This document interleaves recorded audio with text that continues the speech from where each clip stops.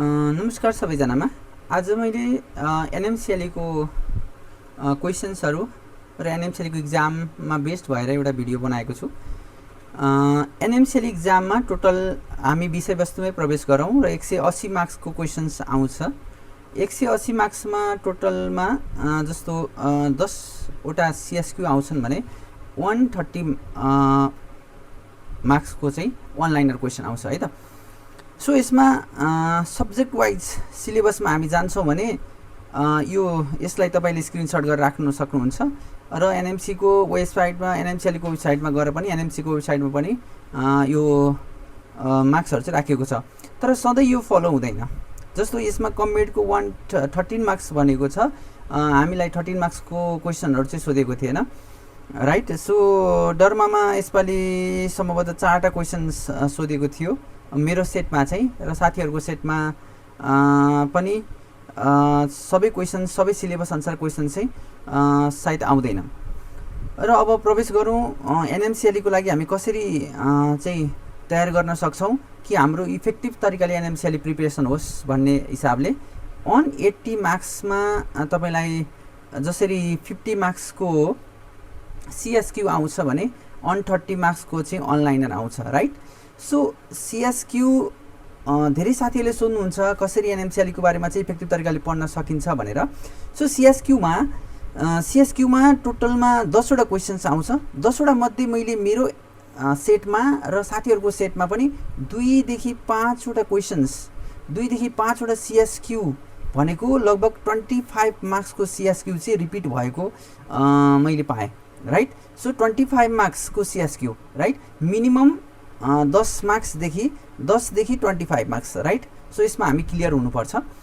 र सीएसक्यू के बारेमा कुरा गर्दा फेरि सीएसक्यू कहाँबाट पढ्ने, जस्तो सीएसक्यू को एउटा बुक आउँछ र यो बुकबाट हामी रिपिट गर्न सक्छौं। सीएसक्यू लगभग सिमिलर सीएसक्यू आउँछ। तपाईलाई मेरो सेटको सीएसक्यू म थोरै यहाँ देखाउँछु।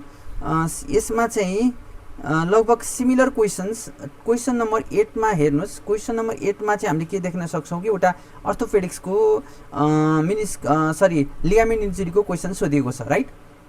सो यसमा टेल क्वेसन जुन 5 वटा क्वेसन छ, टेल क्वेसन पनि लगभग सिमिलर क्वेसनै सोधेको छ र यही क्वेसन चाहिँ 2079 र 81 मा पनि तपाईले गएर देख्न सक्नुहुन्छ सेटमा, राइट। सो नेक्स्ट सीएसक्यू को कुरा गरौँ। एउटा फार्माको ड्रग इन्टरेक्सनको क्वेसन छ। फार्माको ड्रग इन्टरेक्सन क्वेसन्स जसमा डिगोक्सिन फ्युरेसमाइड र लिथियम। सो यदि हामीलाई यसको मेकानिजम एक्सन सबै ड्रग्सको थाहा छ भने हामीले यो क्वेसन इजिली गर्न सक्छौं। तर हामीले त्यो बारेमा जानकारी नै छैन भने अथवा हामीले भुलिसकेका छौं भने यो क्वेसन अलिकति डिफिकल्ट लेभलकै क्वेसन छ। But if you have seen the CSQ, practice the CSQ, the same question was repeated in 2079 and 2081, right. So यहाँबाट हामी के क्लियर हुनुपर्छ, इभन त्यो टेल क्वेसन जुन छ यो 5 वटा, राइट। सो यसमा चाहिँ सेम क्वेसन हामीले सिमिलर क्वेसन नै थियो, यसमा चाहिँ सेम क्वेसन नै थियो, right. So from this we can conclude that the CSQ will get repeated from 10 to 25 marks. अरु साथीहरुलाई सोध्दाखेरि 5 वटा सीएसक्यू रिपिट भएको भन्नुहुन्छ। So you can secure 10 to 25 marks हैन। हामीलाई टोटलमा 90 मार्क्स चाहिँ हाम्रो बेसलाइन हुनुपर्छ, किनकि हरेक एक्जाममा पहिला सुरुमा फर्स्ट भनेको पास नै हो हैन। जतिसुकै हामी पढौं अथवा जतिसुकै हामी कन्फिडेन्ट भए पनि पास हुनु जरुरी हुन्छ। र यसमा चाहिँ 90 लाई हामीले लगभग 10 to 25 मार्क्स सीएसक्यू बाट सेक्युर गर्न सक्छौं। सो वन लाइनरको कुरा गर्दा अनलाइनर जुन 130 मार्क्सको छ, 130 मार्क्सको अनलाइनर छ, यो चाहिँ के छ भन्दाखेरि 2080, 81 र 82 को जति पनि क्वेसन्स छ त्यो क्वेसन्सबाट चाहिँ रिपिट भइ नै रहेको छ। र कति रिपिट भएको छ भन्दा फेरि 15 to 25 मार्क्स 15 to 25 मार्क्स चाहिँ हाम्रो रिपिट भएको छ। जति पनि साथीहरुलाई हामीले सोध्छौं र एउटा भ्यालिड गर्दा 15 to 25 marks. So you can conclude that 20 to 30 marks 20 to 30 even sometime 40 if you are lucky, right. अहिले चाहिँ सेटहरु एकदम गाह्रो आएको छ। यो माघ महिना र जेठ महिनाको सेट चाहिँ निकै नै गाह्रो छ। So 20 to 30 marks you can secure from the past question practicing the CSQ and onliner of 3 years past question, right. यो चाहिँ टिप अफ द टङ हुनु पर्यो। सो अलिकति थोरै प्लान गरेर हामी गयो भने it will be very much easy, right. अब बाँकी क्वेसनको बारेमा कुरा गर्दाखेरि चाहिँ अब यसमा नेगेटिभ मार्क्स छैन, नेगेटिभ मार्क्स भन्ने नेगेटिभ मार्किङ सिस्टम छैन। सो 20 to 25 मार्क्स थोरै हामीले मेहनत गऱ्यौँ र दिमाग लगायौँ भने 20 to 25 मार्क्स टुक्का हानेर पनि मिल्छ, गेस क्वेसनहरू पनि आउँछ राइट।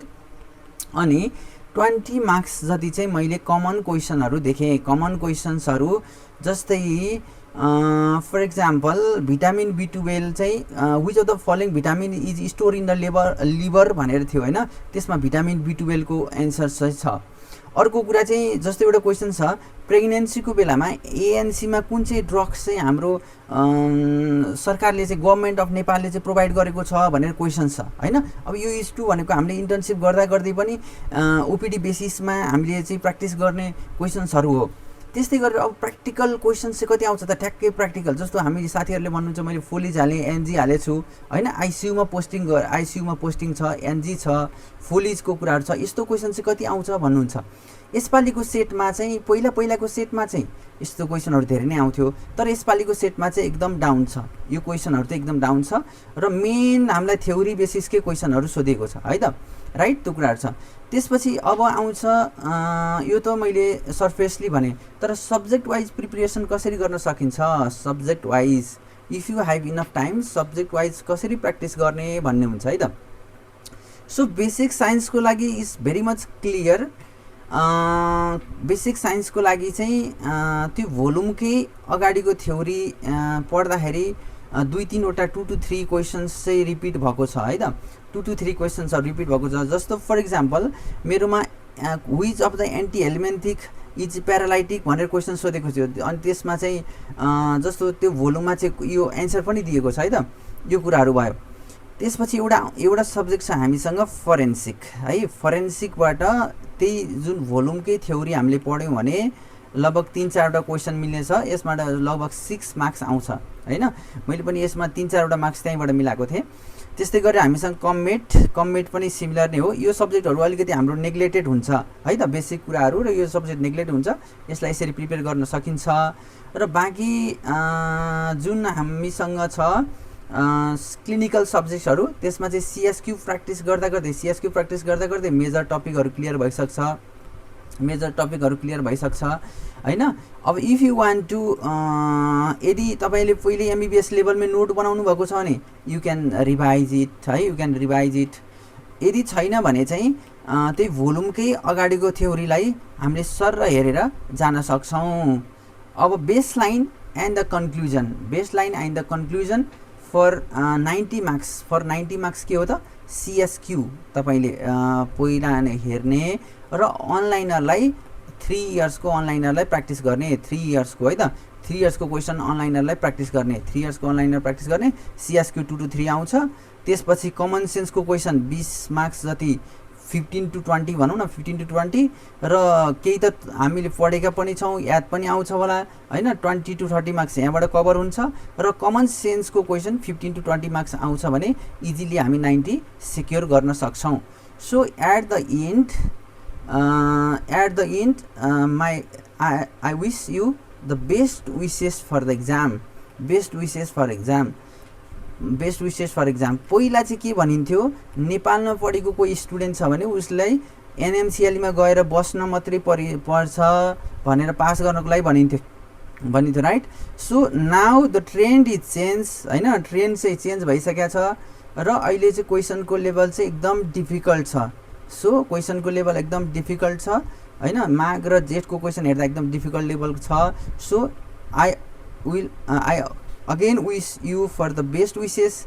आफ्नो प्लान बनाउनुहोस्, 3 महिनाको 3 मन्थ्स प्लान बनाउनुहोस् र 3 महिनाको प्लानलाई एक्जिक्युट गरेर मेनली सिएसक्यू र अनलाइनरलाई सिक्योर गर्न सकियो भने हामीले 90 मार्क्स सिक्योर गर्न इजी हुन्छ। र यसको साथसाथै शनिबार हुने जुन इक्जाम छ हाम्रो रिडिङ होमले गर्छ नेपालभरि, त्यसको इक्जाम पनि तपाईँले प्र्याक्टिस गरेर आफ्नो कन्फिडेन्सलाई बढाउन सक्नुहुन्छ। Thank you.